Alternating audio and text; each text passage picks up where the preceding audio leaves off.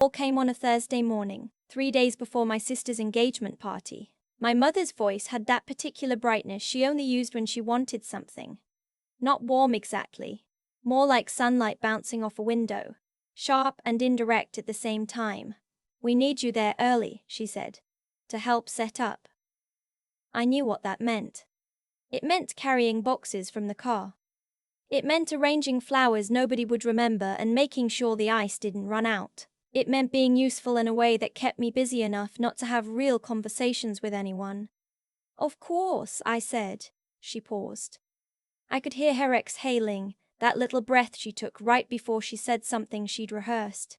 "And Mara, please don't make this about you. It's Tessa's night." I almost laughed, not because it was funny, but because of the audacity of the assumption that I would do anything to make a party about me, that I had some history of stealing the spotlight. As far as my family was concerned, I didn't have a spotlight to steal. I was the sister who worked in tech. Not in a glamorous way, they thought. They imagined me in some cubicle somewhere, staring at spreadsheets, probably just scraping by. My mother had said as much once at Christmas 3 years ago. "I worry about you, Mara. You've always been so independent. But independent doesn't pay the bills." She'd said it right in front of my father. He hadn't disagreed. What none of them knew, what I had never told a single person in my family, was that the company I'd built quietly over the past 7 years had just crossed a valuation of $1.8 billion. I'm not telling you that to brag. I'm telling you that because you need to understand the specific, particular kind of pain it creates when the people who were supposed to be in your corner can't even picture you winning. I had started the company in my late 20s in a rented bedroom in Austin. It was a B2B software platform for supply chain logistics. I know, not glamorous, not the kind of thing you describe at family dinners without eyes glazing over. That was partly why I'd stopped trying to explain it. The first time I mentioned the company to my mother, she'd said, "That sounds complicated, honey. Is there good job security in that?" So I learned to keep it simple. "I work in tech, it's fine, I'm doing okay." And they had run with that, built an entire narrative around it. Mara is fine, but not thriving. Mara chose career over family, and look where it got her. No husband, no kids, just some job nobody can explain. Meanwhile, my sister Tessa had married her college boyfriend, gotten a real estate license, and given my parents 2 grandchildren. She was the success story. She was the one who mattered at holidays. I had made peace with that. Or I thought I had. The engagement party was for Tessa's second marriage. Her first husband had left 2 years ago. Not dramatically, just slowly, the way some marriages end, and she'd met someone new. His name was Forrest. He was an orthodontist from Phoenix, nice enough from what I could tell, wore khakis with confidence. My family had adopted him with a speed that told me they'd been holding that guest room in their hearts empty for a while. I drove down from Dallas on a Saturday morning. 4 hours. I put on a podcast about nothing in particular and watched Texas go flat around me, all that sky pressing down. The party was at my parents' house in the hill country outside San Antonio. They'd bought it 6 years ago, a big limestone place with live oaks in the yard and a covered porch that caught the evening breeze. They loved it. They talked about it constantly. It was their retirement dream, and it was beautiful. I'll give it that. What they didn't know, and this is the part I need you to sit with for a second, is that the mortgage on that property had been quietly refinanced 18 months ago, and the lending institution that now held the note was a financial subsidiary of my company. It had happened completely by accident.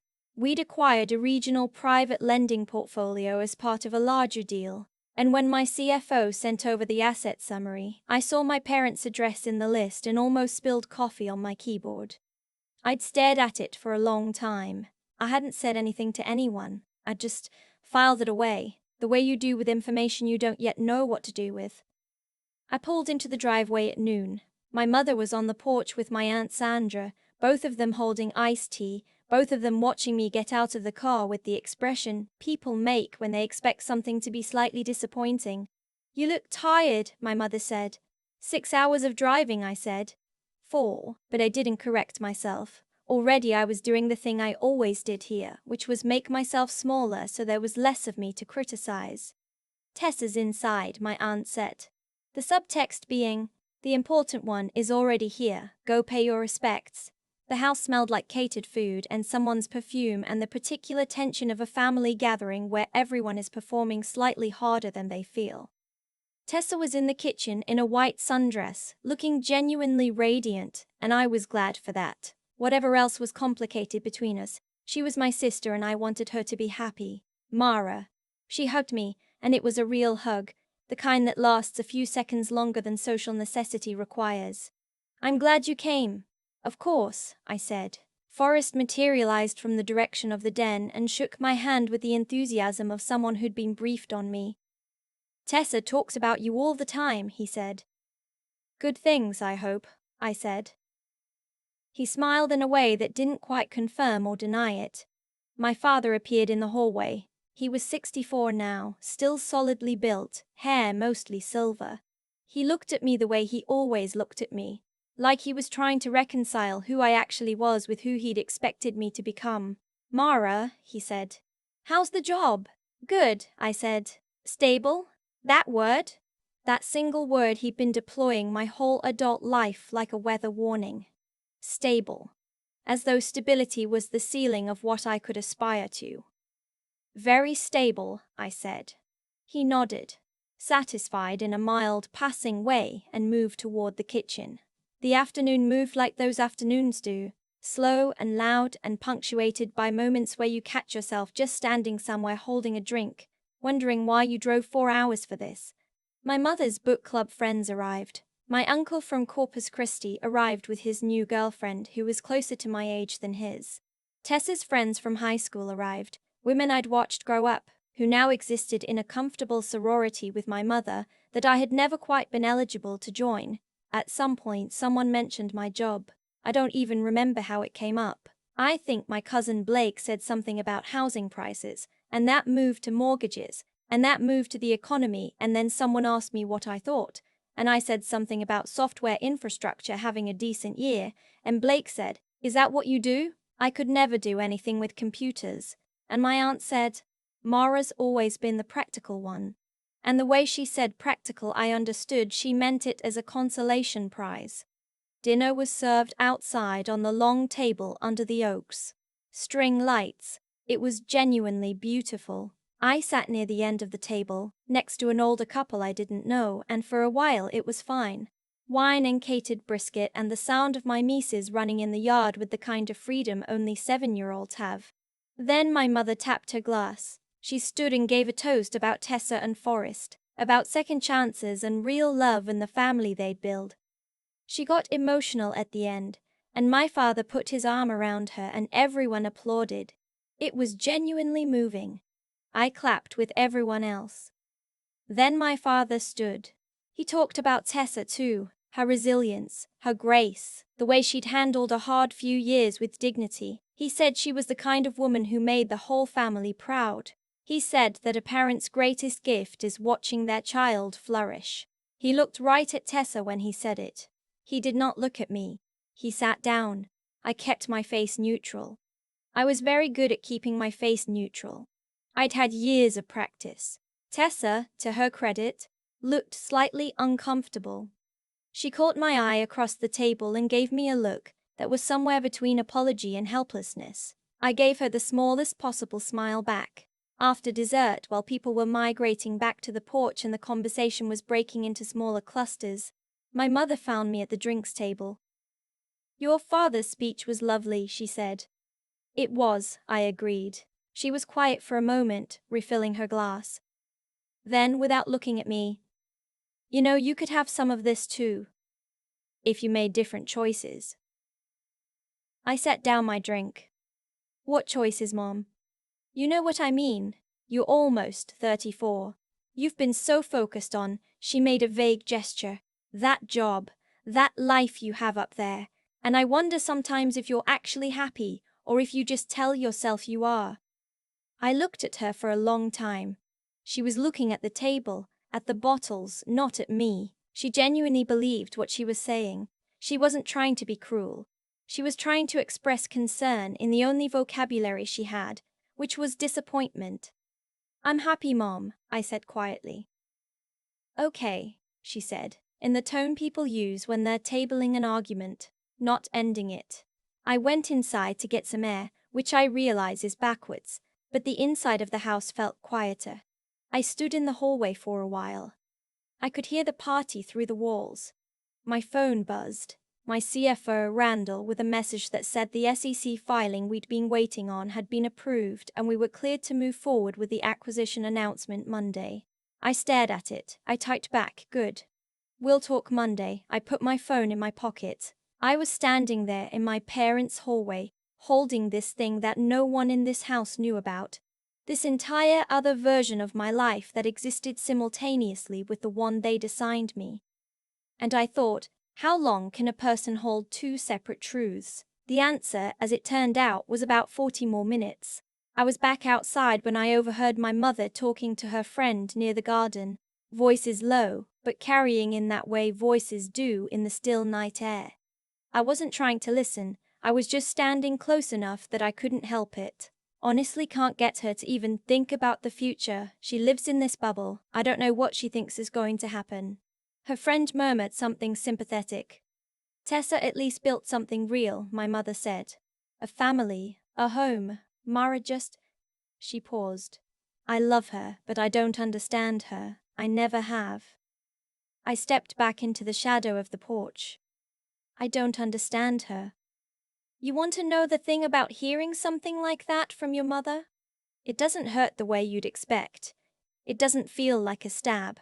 It feels like a slow, total cold, like stepping into water that's much deeper than you realized, and the surface is too far above you to reach." I went to bed that night in my childhood bedroom, which my parents had converted into a guest room with a quilt that didn't belong to any memory I had, and I stared at the ceiling, and I thought about the fact that somewhere in a filing cabinet in this house there was probably a mortgage statement with my company's subsidiary name on it, and my mother had no idea.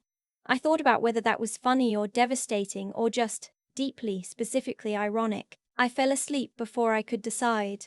The next morning, I was in the kitchen early making coffee when my father came downstairs. It was quiet. The house still smelled like the party, food and perfume. He poured himself a mug and stood across the counter from me. "Good party," he said. "It really was," I said. He was quiet. "Then you know your mother worries."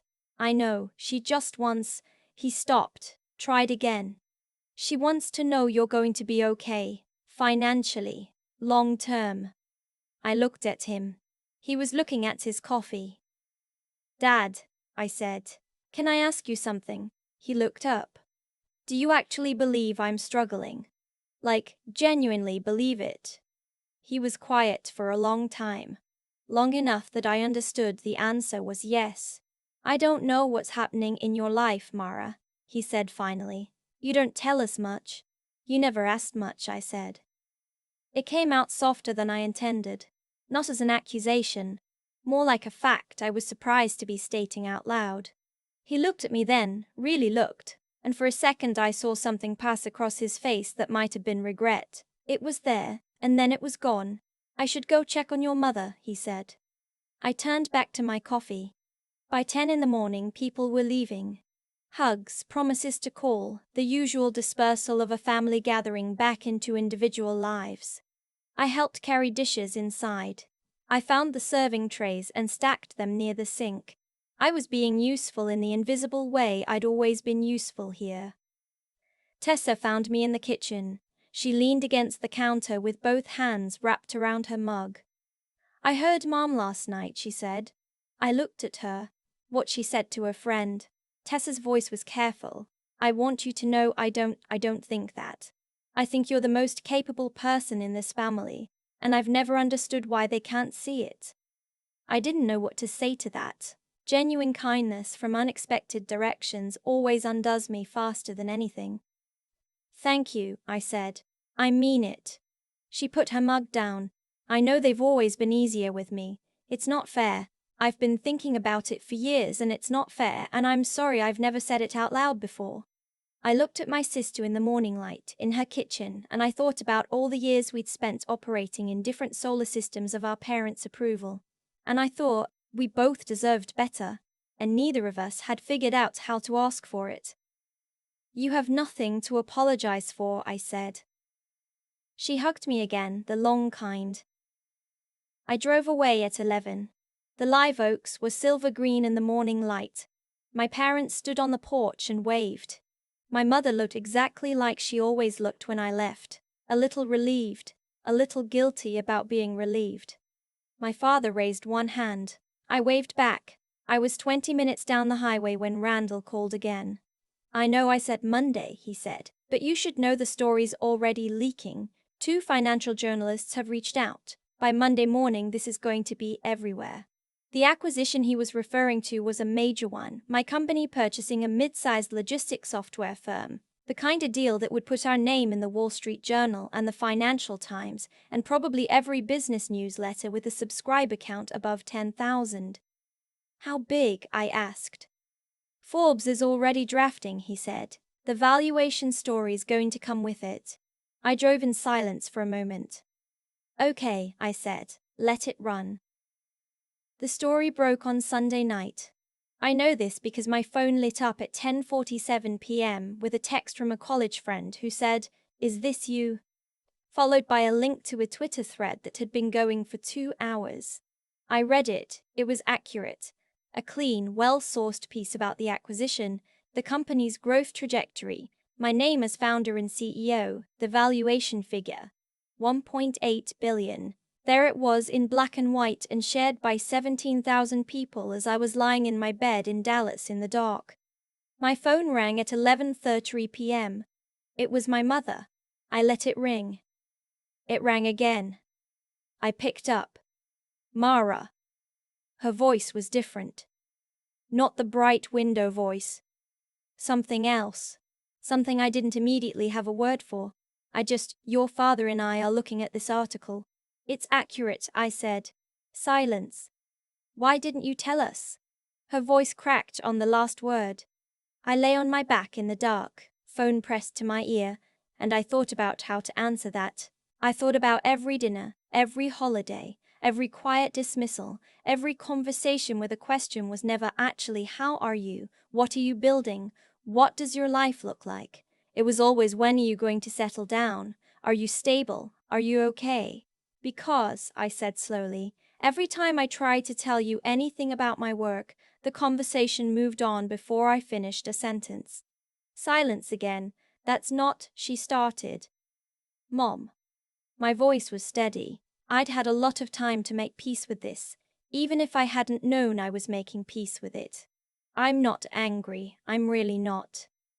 But you asked me if I was happy and I said yes. And you said okay in a tone that meant you didn't believe me. And you've been doing that since I was 26, so I stopped trying to convince you." A long pause. "I didn't know," she said finally. "I know you didn't," I said. My father got on the phone then. His voice was quieter than I'd ever heard it. He said my name once, just my name, and the way he said it contained something that might have been the closest he'd ever come to an apology. "You built this," he said. It wasn't a question. "Yes," I said. Another silence. "I didn't know," he said, the same words as my mother, but somehow they landed differently from him. "I know, Dad." I let them go after a few minutes. We didn't say anything dramatic. We didn't have some great cathartic breakthrough. Real life doesn't work that way, and I wasn't looking for a movie ending. But I want to tell you the thing that happened the next morning, because it's the thing I think about most. My phone showed 17 missed calls. Not from family, from journalists, from investors I hadn't spoken to in years, from a former colleague who'd left on bad terms and apparently wanted to reconnect now. The story had run in 4 major outlets overnight. My inbox was a disaster. Randall had already sent a draft PR response and a note that said "We need to talk about your media profile this week." And in the middle of all of that, there was a text from Tessa. It said, "I always knew, not the details, but I always knew you were going to do something extraordinary. I just wanted you to know someone in this family was paying attention." I sat with that for a long time. Here is what I know now that I didn't know how to articulate before that weekend. Being unseen by the people you love doesn't mean you're invisible, it means they're not looking, and that's their limitation, not yours. You don't have to burn yourself down to make other people warm. You don't have to make yourself smaller so no one feels threatened by your size. And sometimes, not always, but sometimes, the moment they finally see you isn't a moment of triumph at all. It's quieter than that. It's a Sunday night phone call and a cracked voice and a father saying your name in a way he's never said it before. It's your sister texting you in the morning. It doesn't fix everything. My parents and I are still learning how to talk to each other. There are years of miscommunication to work through, years of distance I built intentionally to protect myself that now need to be crossed from both sides. But I am done making myself smaller. I am done being the practical one, the independent one, the one who is fine in the mild, dismissive sense of the word. I built something. It took years and it cost me sleep and relationships and more doubt than I could ever count. But I built it, and it is mine. And the people in my life, family or not, are going to have to decide whether they want to know that version of me. The ones who do, I'm here. The rest of it I'm finally ready to let go. I've thought a lot about the order of things, not in a mystical way, just in the plain practical sense that actions accumulate. The way you treat people becomes the atmosphere they either stay in or quietly leave, and when they leave, they take things with them that you didn't even know you were giving away. My parents didn't set out to diminish me. I genuinely believe that. My mother's worry was real. My father's silences weren't malicious. They were just the inherited language of a generation that showed love through provision, not attention. But intent and impact are two different things. And for years the impact was the same. I learned to take up less space. I learned to edit myself before I walked through the door. I learned that the version of me they were comfortable with was smaller than the version that actually existed. That's not something that happens overnight. It happens in 10-second increments. A conversation that moves on before you finish. A question that never gets asked. A toast that doesn't include your name. Each one is nothing. All of them together are a language, and the language said, "We don't expect much from you here." What I learned, slowly and only because I eventually stopped waiting for permission to learn it, is that the only person who can decide what you're worth is you. Not in an arrogant way. In the quietest, most fundamental way. You have to be the first one who believes in what you're building, because if you wait for external validation before you commit, you'll spend your whole life in the waiting room. Tessa knew. She told me that in a text on a Sunday morning when everything had already changed, and what hit me wasn't pride. It was grief. Grief for all the years I'd spent assuming no one in that house could see me, when at least one person had been watching all along and just hadn't known how to say it out loud. That's the cost of silence on both sides. Tessa's kindness was real, but it had been sitting unsaid for years, and I had been starving 2 feet from a meal I didn't know was there. The intelligence I'm talking about isn't the kind that shows up on a resume. It's the kind that lets you look at a hard situation clearly and ask, what is actually true here, versus what have I been told to believe? My family told me a story about who I was. I almost accepted it as fact. The most important thing I ever did was decide to find out for myself. And the courage it takes to keep building when no one is watching, when no one is clapping, when the people you'd most want to be proud of you have already decided their verdict. That kind of courage doesn't announce itself. It just shows up every morning. It looks like opening your laptop. It looks like one more decision made carefully. It doesn't look like anything from the outside, which is exactly why people miss it. What happened with my parents wasn't a triumph. It was a beginning, a difficult, overdue beginning where 2 people had to sit with the gap between what they assumed and what was true. That gap is uncomfortable. But it's the only honest place to start. I'm not done making peace with any of this, but I'm done apologizing for the life I built while they weren't looking.